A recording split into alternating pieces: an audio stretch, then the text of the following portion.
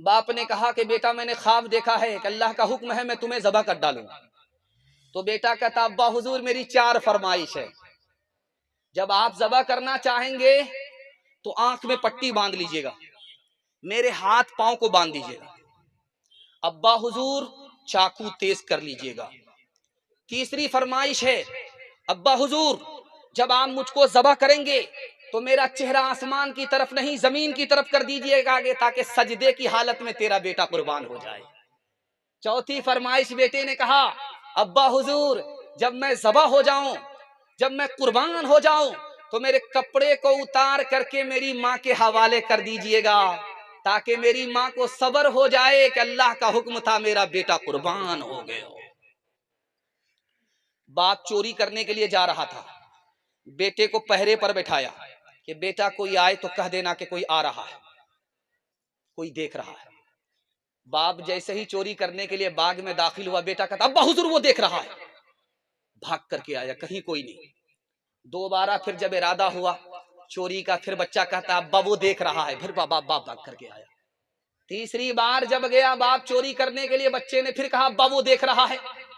बाप भाग करके आया, एक तमाचा मारा, कौन तेरा बाप देख रहा है? तो बेटे ने कहा अब्बा हुजूर मैं आप के तमाचे का बुरा नहीं मानता, कौन बाप देख रहा है, कोई देखे या ना देखे खुदा तुम्हें देख रहा है। तीसरी मिसाल आ रही है, ध्यान से सुनिएगा। बाप आया बादशाह के दरबार में, नमाज जल्दी पढ़ाई, खाना थोड़ा खाया। बादशाह के दरबार में आया नमाज पढ़ाने के लिए तो जल्दी पढ़ा दिया, झटाझट झटाझट झटाझट।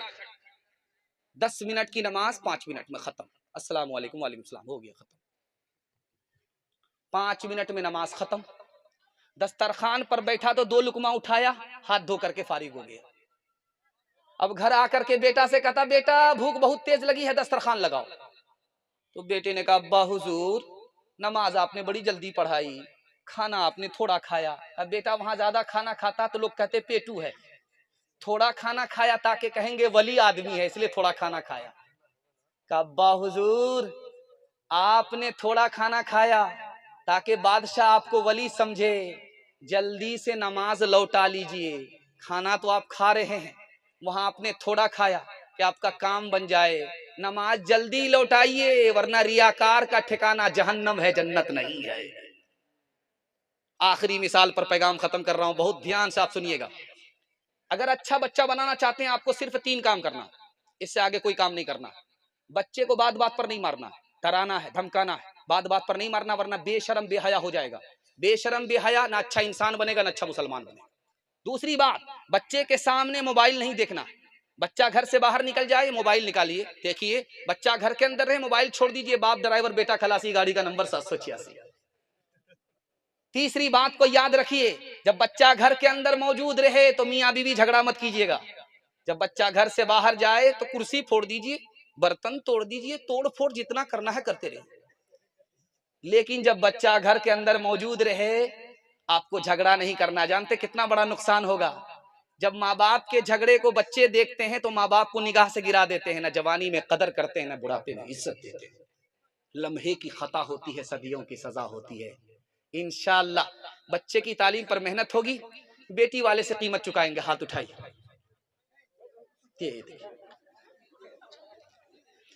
सुनता है दिल लगा के बुजुर्गों के पंद को, वक्ते कलाम लब पे जनाबो हुजूर है।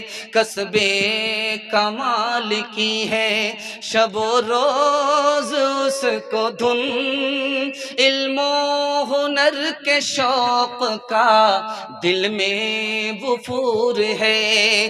कसबे कमाल की है शबो रोज उसको धुन, इल्मो हुनर के शौक का दिल में वफूर है। लेकिन जो इन सिफात का मुतलक नहीं पता और फिर भी है खुशी तो खुशी का कसूर है। बच्चों के हवाले से पैगाम मुकम्मल हो गया। कुरान के हवाले से आपको पैगाम दे रहा हूँ। उसके बाद जवान का एक पैगाम आएगा। जलसा मेरे हिस्से का निकल रहा है, सिर्फ 5 मिनट का जलसा है। आप लोग सो करके सुनेंगे, हाथ उठा दीजिए इंशाअल्लाह। इसमें भी जरूर कोई ना कोई हाथ उठाएंगे। ये देखिए,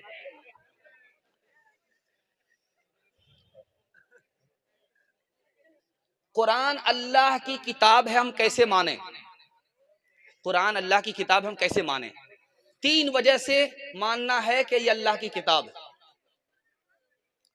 अगर आपको शक है कि अल्लाह की किताब नहीं है तो कॉपी करके दिखाइए, कॉपी दिखा ही नहीं सकता कोई। अल्लाह की किताब है, ये कैसे माने? पेशिन गोई अल्लाह ने कर दी कि कुरान अल्लाह का उजाला है, इसको कोई बुझा नहीं सकता। 1400 साल से लोग मेहनत कर रहे हैं लेकिन कुरान के नूर को मिटा नहीं सके। तीसरी बात, ये अल्लाह की किताब है, कैसे माने?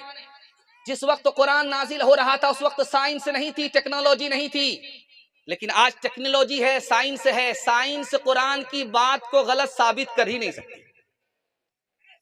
याद रखिए, साइंस में है जहां पानी वहां जिंदगानी।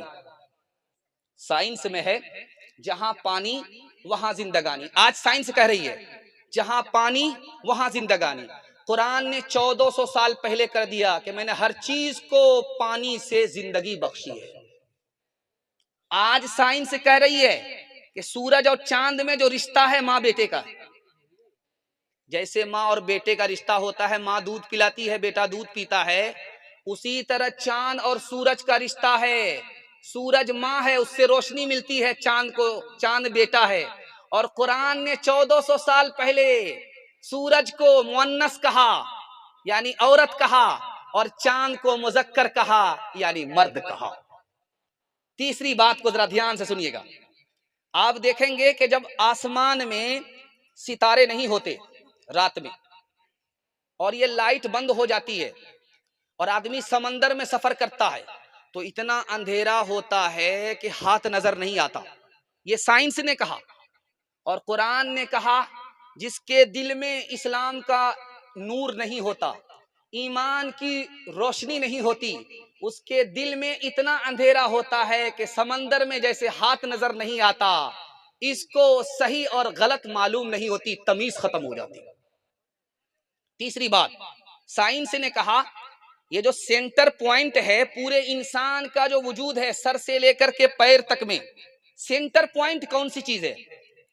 पैर है, पेट है, सीना है, पहलू है, बाजू है। सेंटर पॉइंट मरकज क्या है? मरकज कौन सी जगह है? तो साइंस कह रही है ये जो माथा है, माथा ये सेंटर पॉइंट है, ये सेंटर पॉइंट। सब कुछ यही है, दिमाग यही है, समझदारी यही है, दुश्मनी यही है, दोस्ती यही है, मोहब्बत यही है, नफरत यही है, ये सेंटर पॉइंट है। और कुरान क्या कहता है? वस्जुद वक्तरीब, सजदा करो यानी पेशानी को जमीन से टेको, खुदा से करीब हो जाओगे। अल्लाह के रसूल ने फरमाया खुदा का बंदा फर्श पर होता है, खुदा अर्श पर होता है। खुदा अर्श पर है यानी 7 आसमान के ऊपर है, इतनी दूर है, लेकिन जब खुदा का बंदा सजदे में होता है तो ये फर्श का बंदा अर्श के खालिक से ऐसे करीब हो जाता है जैसे 2 उंगली करीब होती है। एक बात याद रखिए जो आपसे कहने के लिए जा रहा हूं, बहुत ध्यान से इसको सुनिएगा। कुरान की सबसे बड़ी आयत कौन सी है? आयतुल कुर्सी है। आप रोजाना घर में पढ़िए, घर को बांधने की कोई जरूरत नहीं होगी, मैं गारंटी लेता हूं। क्योंकि हदीस में आता है जब सूरह बकरा की ये आयत पढ़ी जाती है घर में शैतान भाग जाता है, जो आने चाहता है, जो आना चाहता है वो इरादा बदल लेता है। आप सूरह बकरा अगर पढ़ नहीं सकते पूरी सूरत तो आयतुल कुर्सी को आप पढ़ दीजिए 41 मरतबा, या तो शाम में पढ़िए या तो सुबह में पढ़िए, या घर का कोई एक आदमी पढ़ दे, शैतान भाग जाएगा। आने वाला शैतान आपके घर में आएगा ही नहीं। घर को बांधने की आपको कोई जरूरत नहीं। कुरान की सबसे बड़ी आयत कौन सी है? आयतुल कुर्सी है। कुरान की सबसे पहली आयत कौन सी है? इक़रा बिस्मि रब्बिकल लज़ी है। कुरान की सबसे आखिरी आयत कौन सी है? वत्तकू यौमन तुरजऊन फीही इलल्लाह। लोगो, ये दुनिया ही तुम्हारी दुनिया नहीं है बल्कि आखिरत भी है। अल्लाह के पास लौटोगे, हिसाब किताब के लिए वो खड़ा करेगा, कहेगा जिंदगी दी कहां आबाद किया, जवानी दी कहां बर्बाद किया, माल दिया कहां से कमाया, कहां खर्च किया, इल्म दिया उसके मुताबिक क्या अमल किया। इंशाअल्लाह कुरान को पकड़ेंगे, तिलावत करेंगे, तिलावत सुनेंगे, उसके बाद अमल करेंगे। हाथ उठाइए इंशाअल्लाह। कुरान सुनेंगे तरावी और जुमा में, हाथ उठाइए इंशाअल्लाह। कुरान पढ़ेंगे जनाजे पर, हाथ उठाइए इंशाअल्लाह। यहां आकर के फंसे। हर लहजा है मोमिन की नई आन नई शान, नई आन नई शान। गुफ्तार में किरदार में मोमिन, गुफ्तार में किरदार में अल्लाह की बुरहान, अल्लाह की बुरहान। ये बात किसी को